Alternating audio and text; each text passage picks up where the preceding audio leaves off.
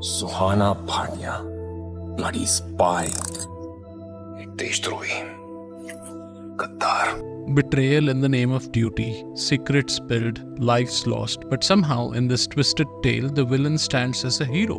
Today, we dive into the absurdity of a story that glorifies treason. This is my review of Ulajh, streaming on Netflix, and trust me, we are leaving no stone unturned.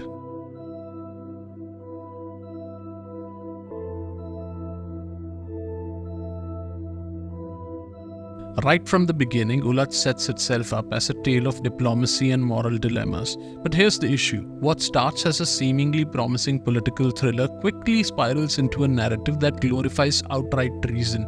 This is not about a flawed character making difficult decisions in a grey world. This is about a protagonist, Suhana, who actively betrays her nation, puts innocent lives at risk, and incredibly is hailed as a hero in the end. I can understand wanting to create a character who is conflicted, someone who is pushed into morally ambiguous situations, but the problem here is that Suhana's actions don't just blur the lines between right and wrong, they are completely disregarded. And the film's attempt to justify her decisions is not only illogical, it is downright absurd. Let's talk about Suhana, played by Janhvi Kapoor. At the heart of Ulajh, Suhana is presented as a diplomat caught between duty and personal interest. She's supposed to be this well-meaning bureaucrat, but what we actually see is someone who consistently makes selfish choices under the guise of doing what's necessary. We are supposed to sympathize with her as she struggles to balance her job, her familial expectations, and her role as a protector of national security. But what Suhana does is not noble, it's not even justifiable. She leaks sensitive state information not because she's fighting a corrupt system or exposing wrongs, but to save her own position. And somehow this blatant act of treason is painted as heroic, necessary evil. Let's be clear, there is no justification for betraying your country out of self-interest, and the film's failure to address this makes its entire premise fall apart. Now let's delve into the so-called redemption arc. In any compelling narrative, a redemption arc should feel earned. The character must face the consequences of their actions, struggle with the weight of their decisions, and ultimately sacrifice something in the process of seeking redemption. But Ulajh doesn't do that. Instead, Suhana is handed her redemption on a silver platter without having to deal with the fallout of her actions at all. Think about this. Suhana's actions directly lead to the deaths of innocent people, leak crucial national secrets, and compromise the security of a country. In any realistic scenario, she would be disgraced, prosecuted, and jailed. But instead, the film rewards her. Yes, rewards her. Black Cat का नाम सुना है? नहीं. Good. We work hard to keep it that way. It's a covert military unit. तुम्हारी intelligence, तुम्हारी endurance, foreign affairs की knowledge और decision making skills हमारे काम आएंगी. जो भी तुम्हारी फाइल देखेगा तुम्हें शाबाशी देगा. She's given a promotion and her actions are essentially glossed over as if they were part of some larger noble mission. This isn't just problematic, it's lazy storytelling. It sends the message that no matter how grave your mistakes are, you can always come out unscathed if you spin the narrative the right way. In real life, people like Suhana would be held accountable, and rightly so. But Ulajh tries to convince us that treason is somehow heroic if the character feels justified. Diplomacy is a world filled with complexity, nuance, and moral grey areas. It's a profession where the stakes are always high and every decision has the potential to affect not just a country but the entire global landscape.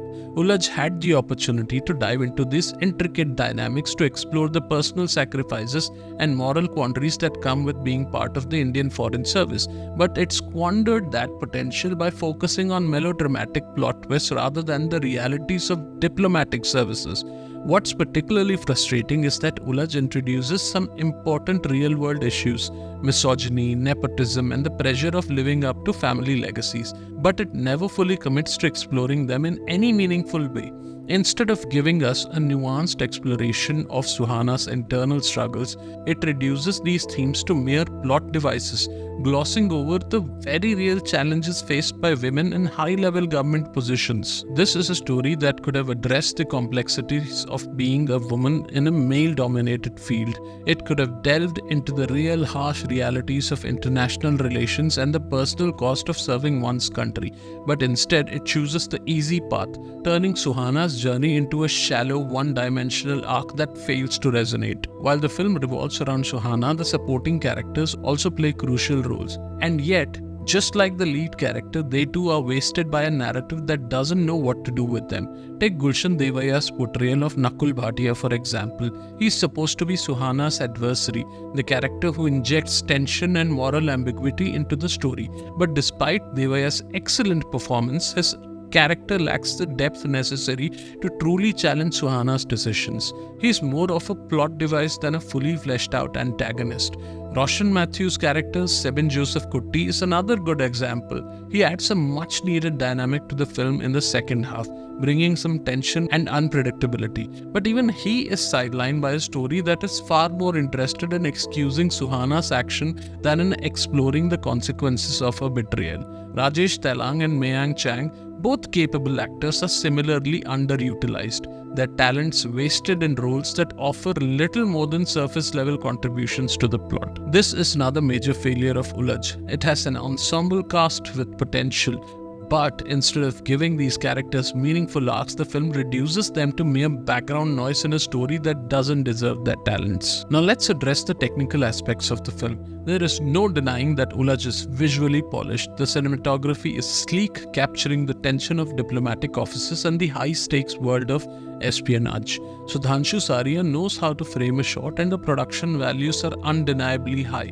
But here's the problem. Good visuals can't make up for a bad story. A film can look as polished as it wants, but if the plot is riddled with inconsistencies and the characters are one-dimensional, it won't matter how beautiful it looks. Ulajh is a prime example of style over substance, a film that tries to distract the audience with sleek visuals while hoping they won't notice how hollow the story is underneath. The pacing is another issue. The first half drags, filled with scenes that don't add much to the plot, while the second half feels rushed, with twist after twist crammed in as if the writers were trying to make up for lost time. It's an inconsistent mess that leaves the audiences feeling more confused than engaged. In the end, Ulajh is a film that had all the ingredients to be a standout political thriller.